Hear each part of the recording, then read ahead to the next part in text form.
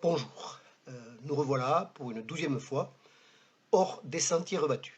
Et aujourd'hui, nous sommes à Barcelone pour que je vous raconte une belle histoire, l'histoire des vignes de Barcelone. Alors, c'est une histoire un peu longue et compliquée parce que en 2000, le maire de Barcelone, donc il y a 20 ans, décide de incité par des œnologues et des historiens, et puis toute l'idée de Barcelone, une capitale de la Méditerranée, de planter des vignes dans les collines au-dessus de Barcelone et de faire une espèce de conservatoire de variétés méditerranéennes. On appelle ce qu'on appelle un flying winemaker, c'est-à-dire un œnologue conseil réputé qui s'appelle Pérez, qui est dans le Priorat, qui a beaucoup fait dans le Priorat. Et donc Pérez fait planter une série de cépages italiens, grecs, etc. Bon. Et puis, comme font les Flying Winemakers, avec son ordinateur portable, il télécommande l'arrosage, le truc comme ça. En réalité, au bout de quelques années, au bout de 6 ou 7 ans, entre-temps, la mairie a changé de couleur politique et de maire, et on s'aperçoit que certains cépages ne tiennent pas le coup. Pourquoi? Parce que cette implantation se trouve dans des collines. Alors je vous ai préparé une carte dans laquelle vous verrez un petit peu où se trouve, si vous connaissez un peu Barcelone, où se trouve les vignes en question. Vous les voyez ici, j'ai entouré sur l'ordinateur, sur l'écran, Can Calop d'Adalt, voilà Barcelone, avec la Sagrada Familia, le port, etc. Et donc, si vous voulez, bon voilà, hein, Barcelone, la Sagrada Familia est là, la Rambla, etc. Là, vous êtes au Tibidabo, Vallvidrère, et là, on redescend vers Sabadell Terrasse. Mais si on prend une petite route comme ça, on arrive à Can Calop d'Adalt. Et on s'aperçoit que l'assyrtiko, le cépage grec, qui est habitué à des températures très élevées, un climat très sec, ben, il n'arrive pas à mûrir à cet endroit. Hein. Vous voyez, j'ai fait un petit plan. Voilà, hein, on est quand même, par rapport à la mer, on est quand même à 5 km de la mer. Bon, Barcelone est entouré de collines. Hein. Voilà, le Tibidabo, la fameuse tour de Collserola, le Vallvidrère. Et c'est à la fois en altitude, à 400 mètres, et avec des influences maritimes. Bref, le projet est un semi-échec. La mairie change de couleur et une conseillère municipale de la nouvelle mairie, du nouveau conseil municipal, à la fin des années 2000, dit franchement, ce projet, il faudrait lui donner une destination sociale. Voilà. Or, cette dame connaissait des gens assez exceptionnels. C'est la coopérative L'Olivera à Vallbona de les Monges, c'est-à-dire à l'ouest du massif du Priorat. Et Vallbona de les Monges, qui est un très joli village, je ferai certainement un hors des sentiers battu et rebattu là-dessus. Bref, les gens de l'Olivera, qui sont des amis à moi et que j'admire beaucoup, qui font des très bons vins, des très bonnes huiles d'olive, sont sollicités parce que l'idée, l'Olivera, c'est une coopérative qui fait travailler des travailleurs handicapés mentaux en général. C'est vraiment un projet très original, très avancé. C'est ce qu'on appelle de l'agriculture sociale. Et la dame dit au maire de l'époque, vous savez, ce serait peut-être intéressant de confier à l'Olivera l'exploitation des vignes en créant un lieu psychiatrique adapté pour des jeunes de Barcelone. Et c'est ce qui est décidé. Et alors que le vignoble avait été créé à sous la direction de Pérez en 2001, en 2010, c'est l'Olivera qui récupère Cancalope d'Adal. Le mas appartient à la ville, mais avec des occupants familiaux, parce que c'est un système de fermage, enfin, ils ont droit à rester, c'est un peu compliqué.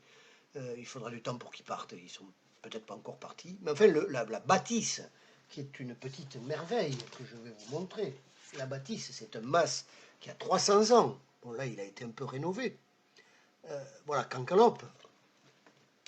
À côté, on va construire un centre d'hébergement et de travail pour des jeunes en difficulté, à handicap. Alors voilà, vous voyez là Canquelope, on arrive par la route depuis Collseroles et Barcelone, on arrive là, ça c'est la vieille Masille, et derrière, qui ne se voit pas de la route, on a un bâtiment où se trouvent des éducateurs spécialisés.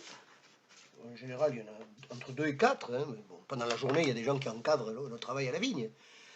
Et où se trouvent 12 à 14 pensionnaires qui sont pas des gens à handicap très lourd, ni à handicap très léger. En général, ce sont des gens jeunes, sur la quinzaine. Il peut y en avoir certains qui, à un moment donné, quitteront le lieu. C'est un peu le principe, c'est de les adapter un petit peu au travail pour qu'ils puissent éventuellement retrouver un travail dans la vie hors centre. Voilà. Et donc, on démarre. Et ce projet, qui a démarré en 2010, eh bien, il fonctionne toujours en 2020.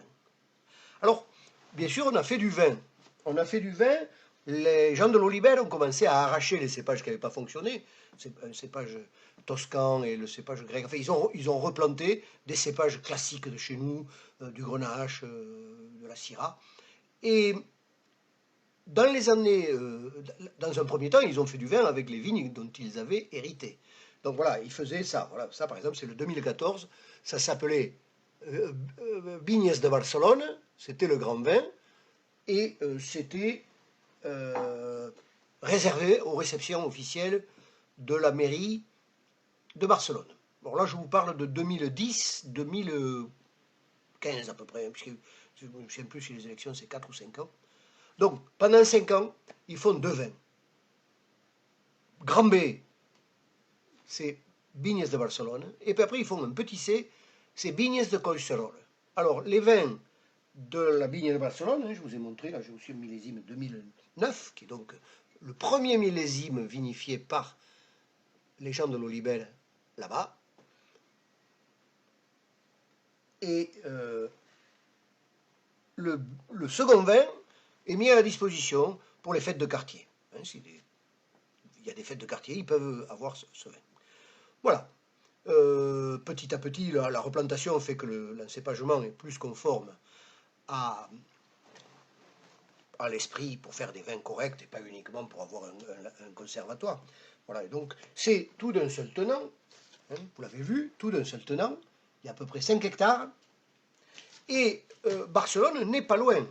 Barcelone, si vous regardez cette carte, on distingue le Tibidabo là, et juste à côté, on le voit mal sur la photo, mais il y a la pointe de ce qu'on appelle la tour de Collseroles, qui est une tour de communication qui a été construite, qui fait 200 mètres de haut en étant déjà sur la crête du Tibidabo, ce qui fait qu'elle surplombe Barcelone. Elle a été construite pour les Jeux Olympiques comme un relais de communication.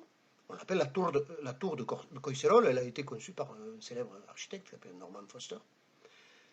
Et donc, quand Ada Colau, l'actuelle mairesse, est arrivée, elle a dit, écoutez, vous débrouillez-vous, vendez-le, on s'en fiche de l'exclusivité, l'important c'est que votre affaire, qui a un but social, soit rentable, et donc, désormais, on peut acheter du vin, l'habillage est complètement différent, et l'Oliber contrôle complètement la production, l'encadrement des jeunes et la production de vin, et on peut éventuellement visiter. Bon, si quelqu'un est intéressé, vous pouvez me demander comment on fait.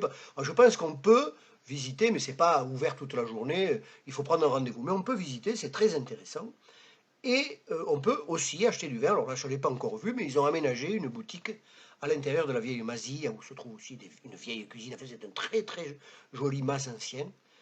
Voilà, ce sont les vignes de Barcelone, une très belle histoire qui a commencé au début des années 2000 et qui est aujourd'hui à sa maturité, avec l'agriculture sociale et le vin de Barcelone. Je vous remercie, et la semaine prochaine, eh bien voilà, nous irons dans un autre pays, l'Italie, comme c'est le cas une fois sur deux. Merci.